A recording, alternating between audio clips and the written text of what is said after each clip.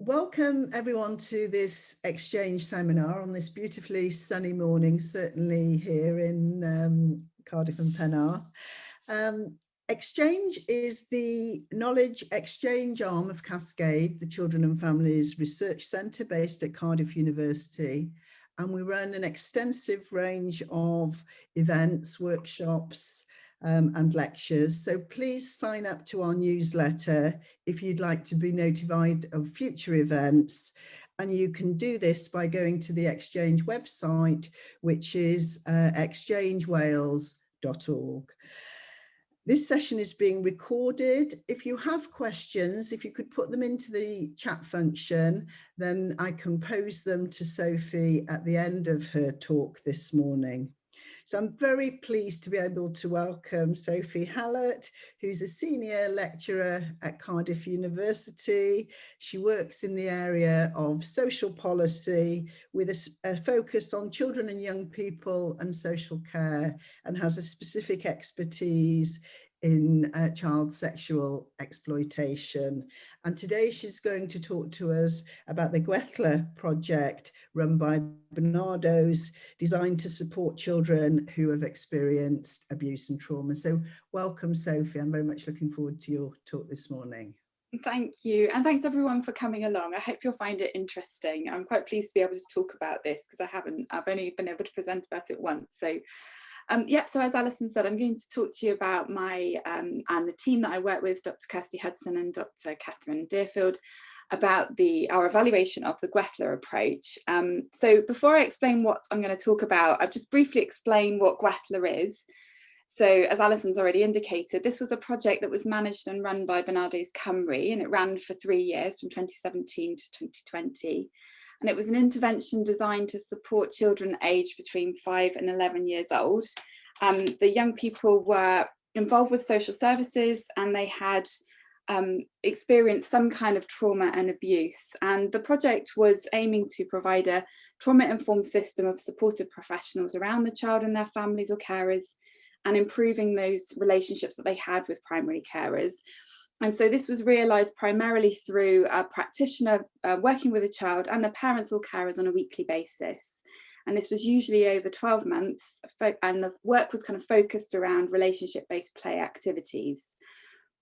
And it was also supported by work with parents, carers and professionals around the child to encourage an understanding of trauma and abuse on the child's behaviours.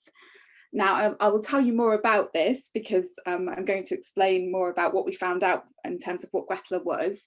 But before I do that, I'll just quickly explain that I'm going to, in the presentation, just give an overview of what the evaluation was, just to give some context so that you know what we did in the evaluation and who we spoke to. And then I'm going to go through the key findings in relation to what we found out about how Gwella actually was realised in practice and what it was.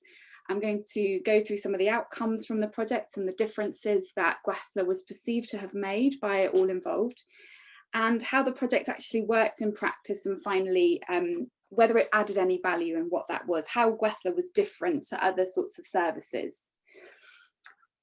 So in terms of our evaluation, this ran throughout the entirety of the project. So it started when the project started, and we were looking at 2 key areas because it was a brand new intervention. It was designed and developed by Barnardo's. We wanted to understand what it actually was and how it could be delivered effectively. And we also wanted to look at the outcomes for the project and how the project was different. So we had a focus on a qualitative study. We wanted to hear from all those involved with Gwella. So we involved 18 of the families, so that was 25 parents and carers and 19 children. They took part in the evaluation, and we used play-based creative activities to help involve the children and young people. And we also involved the Gwella practitioners. There was 8 of those, and everyone involved in the wider Gwella team, any specialist consultant who was involved with the project, and we also involved external professionals from education and social services.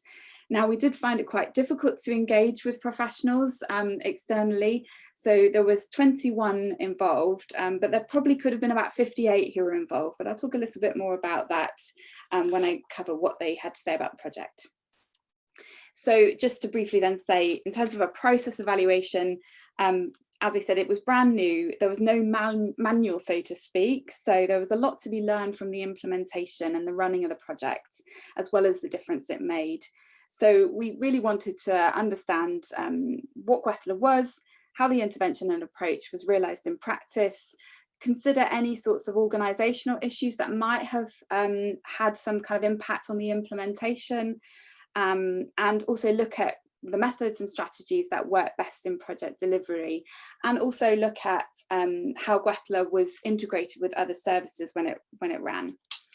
And in terms of the outcome, what we wanted to look at really is what differences were made by Gwella, for whom, why were they made, and how, and to look at how Gwella might be different to other services, and look at the ways in which, any views in which Gwella could be improved if anybody wanted to pick up this model and take it forward. So that's just a bit of background. Happy to answer more about that, but you probably want to hear more about what we found out about Gwella. So I'm going to begin by explaining what the Gwella project was in practice. So Gwella could be defined as being a trauma-informed, relational and play-based approach to working with children and families. And by trauma-informed, we mean a recognition of the specific trauma experienced by a child and the needs that might be present or exacerbated as a result of that trauma, and the impacts that that trauma could be having on their behaviours. By there, I mean children's behaviours. And it's important to say that the intervention didn't focus specifically on the trauma itself. And it also allowed for an understanding that there can be a range of reasons behind those needs and behaviours that young people might be displaying. So it's not necessarily because of trauma, and there's a recognition that children exist within relational and other contexts, and those might be important for understanding what's going on for children and families as well. Gwella was unique because it had a central focus on understanding and being led by the needs of the parents, children and carers who were involved. And it was flexible in that it drawed and kind of took from a range of different established techniques and methods in practice. For example, something called the trauma recovery model, tools from TheraPlay, from the PACE model, from arts-based therapy. So it was like a toolkit approach that practitioners had. And it was responsive to the varied and family-specific nature of concerns. And it worked with parents, carers and children to identify areas of support that were important to them, beginning at the point at which the things that really mattered to them. So the children involved were aged between 5 and 11 at the time of referral, and there were different referral criteria, but not all applied to all the children involved. So the criteria were that they should be open to children's services, they should have experienced trauma before the age of 5, or have some complexity in their circumstances. But really, just to understand then, the sorts of difficulties that children and family were experiencing were they may have had experienced multiple forms of neglect or abuse. The children might be presenting as extremely withdrawn, or there might be concerns around compulsive or aggressive sexualized behavior. The children might be experiencing problems being sent home from school or truanting from school. Some of the children might have had night terrors, a fear of being on their own, a fear of going to bed. They might be talking about past trauma as if it was happening now, or have difficulties expressing their emotions, and parents and carers might be struggling to know how to respond, and they might have anxiety about their own responses and their own abilities to be able to manage some of that behaviour. So in this way then, Gwella really had a focus on relationships. The relationships were at the core of the intervention in all cases, in a number of different ways. So either through building the relational bond between the parent or the carer and the child. So this was specifically focusing on building that connection and building that relationship through activities directly, specific activities between the child and the carer. So playing together, creating things together, understanding things together. Or slightly differently, just supporting that relationship between the parent, the carer or child. By giving advice, strategies for helping to support the parents to understand trauma and behaviours and how to manage these. or very specifically just focusing on building a relationship and a connection with the children that the Gwella practitioners work with. So this might be one-to-one work that was really about building and modelling a positive relationship. So a key focus was play and activity-based interactions. So they drew on a number of creative activities, music, drama, basically anything the child really liked. So if the child really liked Lego, then the Gwella practitioner would try to incorporate activities around Lego. If they really enjoyed football, or if they really enjoyed arts and crafts, the Gwella practitioner would try to make sure that that was embedded within the work that they did. And it also, Gwella was also looking at trying to support relationships in the system around the child. So it was about helping practitioners around children to understand what happened to the child and trying to make sense for practitioners and other professionals around why the behaviours might be occurring in the way that they were and how they might be able to respond differently to those. So the other thing to say about this, the initial psychological framing didn't necessarily reflect what the intervention ended up being and how it worked. So as I said, Gwella didn't focus on the trauma itself. It focused much more on understanding and working to support children in the context of their key relationships. And that included the professional network around the child or young person. So if I give you a case study of the sorts of works and how it and what it might have looked like. So Lucy, that's a pseudonym, that's not her real name. Lucy was age 7 and she was referred to Gwella because of trauma relating to parental substance misuse and having witnessed domestic violence. But also parents said how they had trouble with dealing with Lucy's emotions. Lucy had quite difficult night terrors. She was wetting the beds, and she was reporting in school about things that had happened years ago as if they'd happened in the previous evening. And parents were also not communicating well. They didn't have a relationship where they were able to communicate with each other, and they were separated at this point. The Gwella worker met fortnightly initially with the dad and Lucy together and separately. So on alternate weeks, they were either together or just with Lucy. And the Gwella worker did a lot of work with dad, helping him to understand Lucy's needs and helping Lucy to understand her emotions, primarily through play and doing things together. And then it ended up involving mum through the later months of the project's involvement with the family. And as a result, after 12 months, Lucy was no longer experiencing night terrors, and parents reported that she had emotional stability, she had much more confidence, and that had improved. Lucy was beginning to make some friends, and she didn't have friends before. And the school reported that Lucy's behaviour had improved, and she was no longer talking about these traumatic events as if they were still happening. So I'll talk a little bit more about the outcomes overall, but there's much that I could say about this, but it gives you an example of the sorts of ways in which Gwella worked. So I'll go on to those outcomes and looking at the differences that the project made.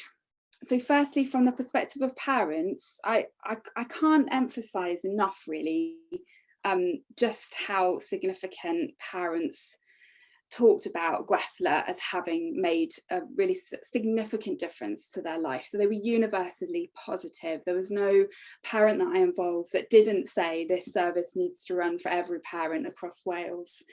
There were 2 families I didn't involve in the evaluations, but so there were two groups of parents who didn't continue with Gwella, but everyone else, they were universally positive. These were all the people that we spoke to. And there were a range of different outcomes and things that they talked about that had made a difference. So they talked about having built trust, that they now had a bond with their child. They talked about relational improvements. They talked about being able to meet their children's needs, and talked about strategies for parenting as well. And they also stressed the importance of their confidence in their parenting. And 3 parents talked about how this was so important because they previously had children removed from their care. And because of that, they had very high levels of anxiety and a real lack of trust in their ability to parent before the intervention. So they said, for example, one of the mums I spoke to said she'd had 6 children removed. And she said, you know, after a while, you begin to think, I can't parent, I'm not doing this right. And they're very anxious about their parenting. And so this mother then talked about this aspect of Gwella being so significant. So the focus of Gwella for that family was around supporting the transition of the child moving back home and focusing on the parent and the child's relationship together. And when I spoke to the mother, she was in the process of having all her children placed back in her care. So that's all 6 children were coming back home to her. And so while the wider impact of Gwella cannot be, that cannot be wholly attributed to Gwella, the mother was very clear that her confidence and the confidence of social services in her ability to parent wouldn't have existed without Gwella. So she said just having the space and being able to say to a practitioner, I don't know if I'm doing this right, am I a good mother, and being able to just explain about how things that she'd done, strategies that she'd incorporated into her parenting, that had really built her confidence. Secondly, they all talked about significant improvements in their children's well-being. So the kinds of outcomes that they talked about as having huge differences for their child and for them were children not having nightmares or night terrors, children being settled at home, no longer expressing fear or being afraid of things happening again that had happened to them in the past, being engaged in play and interested in games and interested in making friends, no longer being afraid of the dark, being able to sleep in their own room on their own, being able to be alone in their own bedrooms, having significantly improved concentration and attention, the ability and confidence to be able to verbalise and express their emotions. So parents talking about children being able to say, I'm worried, I'm sad, I'm upset, in a ways that they hadn't been able to do this before or didn't do this before. Children gaining in confidence, having better self-esteem, being aware of their bodies in a positive way, and a reduction in risk-taking behaviour. So rather than kind of charging at trees or kind of being quite risky in that way and hurting themselves, being able to understand some of that. And significantly reduce concerns over harmful sexual behaviour, no longer being sent home from school, less anger and aggression. And 2 families said that the change was so transformative that they just felt that it was a completely different child. They also talked about changes in their understanding of trauma and how to meet their children's needs. So this was quite significant for some parents. They talked of having a different mindset about responding to their children and understanding their behaviours in a different way, or learning, or at least being in the process of learning. That lots of them said, we're on a journey, we're learning all the time, we're understanding these things. But they talked about coping strategies that they now had for their children's behaviours and being able to respond to their children's emotions.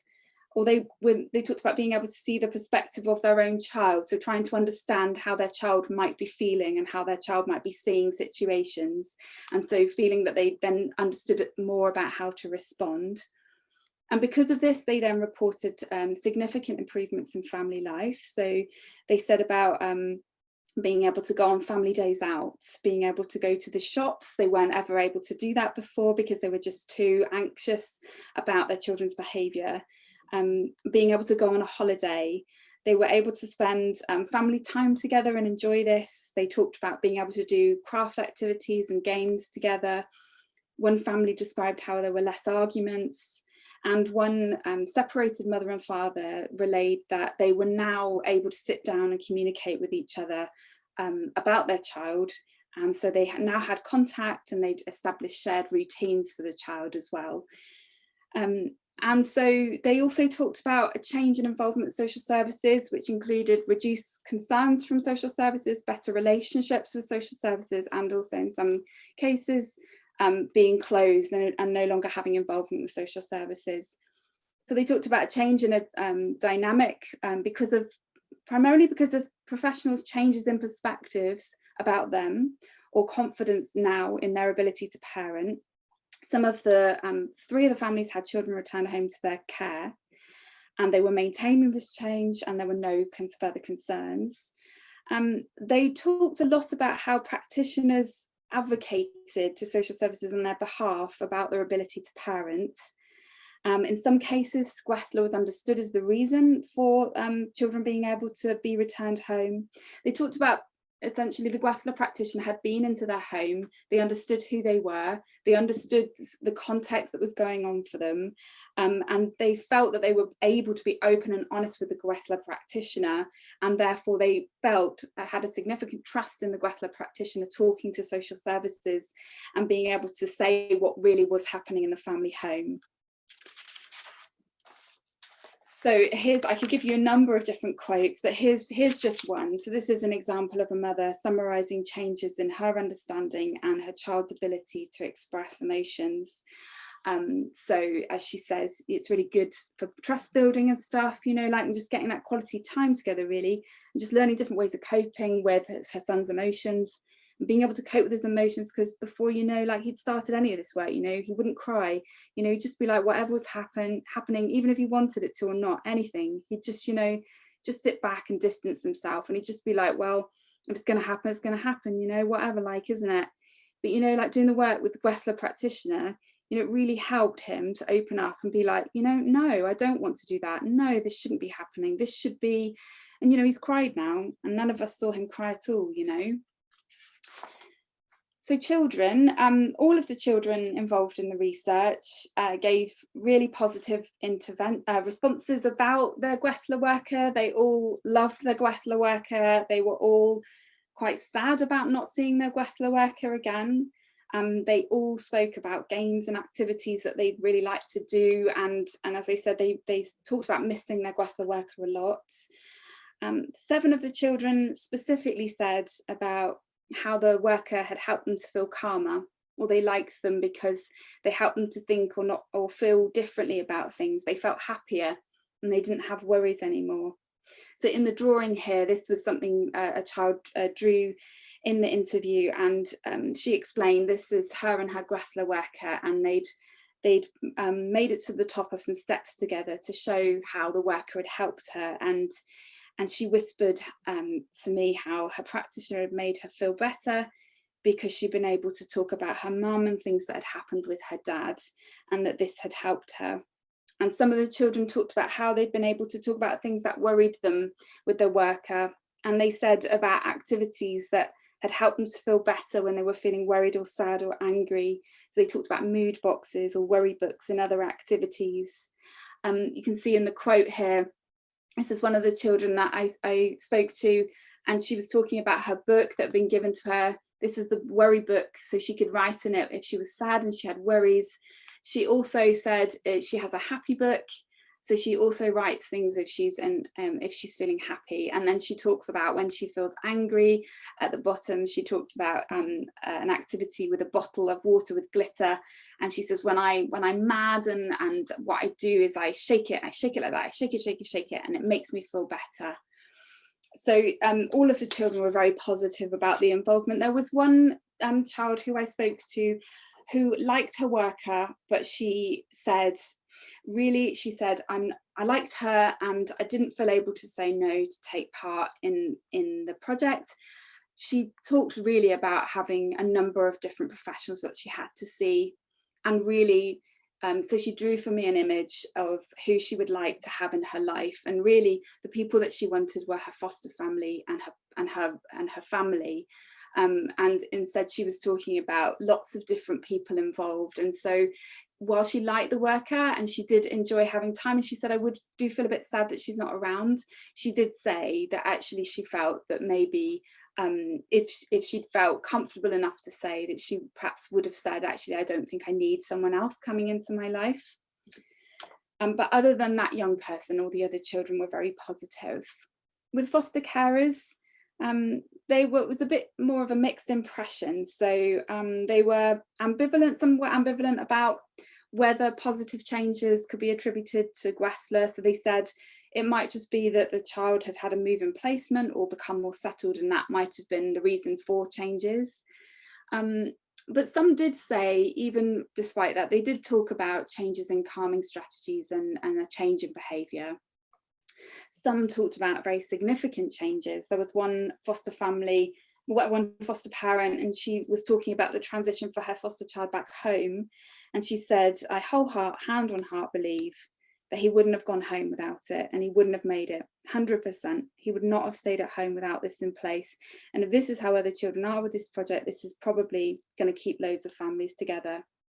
Some other foster carers said that they didn't think that there had been any change, but that wasn't because they felt that the intervention isn't something that could be positive. They just said they just didn't think it was suitable for that particular child. And so in the evaluation report, we've made some comments there about the referral criteria and who Gwella might be suitable for.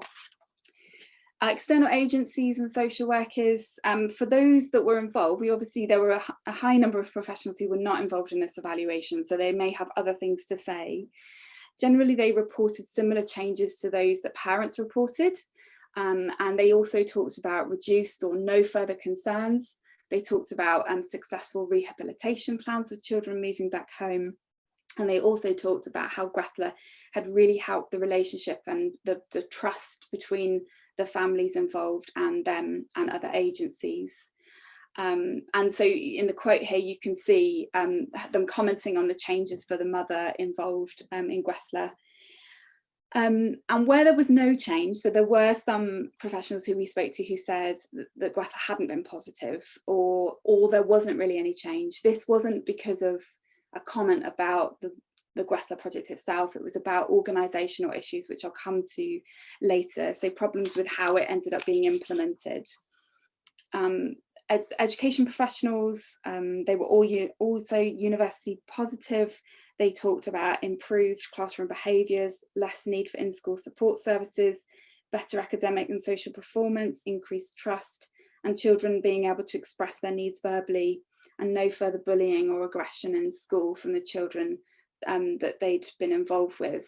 And so, you know, the quote here, so this is an education professional saying that it's just a happier family. And so the impact in education was that they said, you know, the family is completely turned around. So the biggest outcome is happier children, happier home. So in terms of the process evaluation and looking at what, you know, what impacted on the delivery and those outcomes. So firstly, the most important thing was about the trusting relationship, and that trusting relationship was key. So all the families, for example, said, I can't imagine it, they needed to have their Gwella worker. It was interesting that they all had different Gwella workers, but they were all convinced that their Gwella worker was the worker who could make the difference. And there were two real qualities that they talked about that mattered. And the first is being able to craft that positive relationship. So they said, she's down to earth. She doesn't judge me. She's someone that I could imagine being friends with. She doesn't make me feel bad about myself. They had confidence in her. And also trust. So they talked about this is a worker who knew their stuff. This is someone who had skills and expertise in understanding trauma and practicing a child and needs focused support, and doing that respectfully as well. Consistency in the relationship was key to the perceived success or failure of the project. So partly this is important for ensuring that relationships for children don't mirror previous trauma and rejection. And there was one case where a foster family were very clear that the project was great, but because of organisational issues, staff being ill, staff being on leave, staff leaving, they'd had a number of different Gwella workers, and they were concerned about the impact of that. Where we heard from social services where the project was less successful, again, it was attributed to some of these sorts of issues around consistency in a worker. So there's a lot of emphasis on that worker and that worker remaining around for the 12 months. A key strength was also seen as the flexibility. So its central focus being led by the needs of parents, children and carers. So there wasn't an agenda that workers went in with. They were able to say, what matters to you? What is the key thing that matters to you right now? How can we respond to that? And then introducing perhaps other things that they would like families to think about. But really, it began with that key strength of being able to work with parents to identify the things that mattered to them. And where there was less positive intervention perhaps in years 1, it was where practitioners were much more rigid about following interventions or a particular technique. So for example, there was one practitioner where they used theraplay, and it was method-led rather than needs-led. And actually, once the practitioner had the confidence, because working out what Gwella was, and practitioners were involved in that process, once they ended up shifting that to being needs-led, it formed a much more positive experience for everyone involved. Duration of the intervention was also crucial in 3 ways. So 12 months allowed practitioners time to build trust that was vital to facilitating whether families could engage, wanted to engage. Also gave them time to appropriately assess, being able to understand what was going on for families, and to plan that support with children and parents. Secondly, 12 months gave time to facilitate step-down endings, and that provided some level of control for children and parents. All the parents, though, talked about how they wished that it had been longer. So within 12 months, the kind of point is that ensuring the intervention is withdrawn according to the needs and the situation of families, rather than being driven by organisational setup and funding limitations. So that's all about resource, and that can also determine how trauma informed a project can be in terms of organisational practice. So all the families said, and carers, we would have liked this to have been longer, not because they wanted it to go on forever, but they talked about that importance of step down and being able to so it went for some families, everyone's involved, to now no one's involved, and they would have liked to have maintained something of the contact to know that people were there, and to step down that ending. And with that in mind, then it's just thinking about the logistical arrangements and practicalities that can be led by funding, about kind of logistical requirements, and how that can also work against some of that trust that you're trying to develop. So relationship working involves the recognition of how work practices can be experienced and may impact on children, parents and carers. The kinds of things that really mattered was a worker being able to say, is this a good time for you?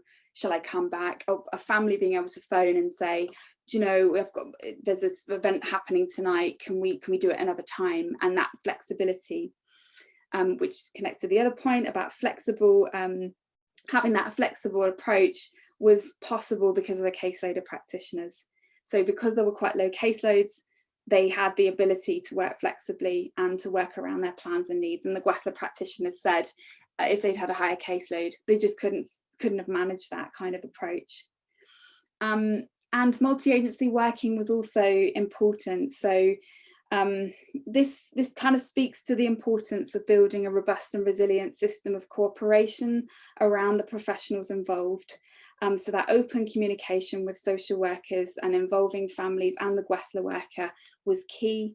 The case formulation meeting, which was a meeting where all the professionals sat round and understood, they were often led by a therapeutic professional, but not always. And it was about understanding the life course that the child had had, and the traumas they'd experienced, traumatic events. And that was very important for practitioners to understand children's needs and help them think about informing a change in response. One comment on that was parents talking about whether their extended family members and other key relationships in their lives could have been part of that meeting. So thinking about the recognition of who do we involve when we think about a network around a child, and is there a tendency to focus on systems and professional relationships other than kind of family relationships. And just to make the point about the wider context of time-bounded funding and how this does have implications for most of what I've talked about. So there can be pressures that arise through funding criteria and reporting arrangements, and also aims to be relational and child-centred can sit in tension with organisational arrangements. So how organisations and commissioners consider and mitigate impacts arising from these kinds of conflicts is a challenge. So there can be negative impacts. So people left their jobs because they were worried that their jobs were coming to an end. They were on short-term contracts. And so there is an impact on that on children. So that some of these negative impacts, such as workers breaking off from relationships, due to funding arrangements, due to maternity leave, due to short-term contracts, fears of losing jobs, that impacted on Gwella.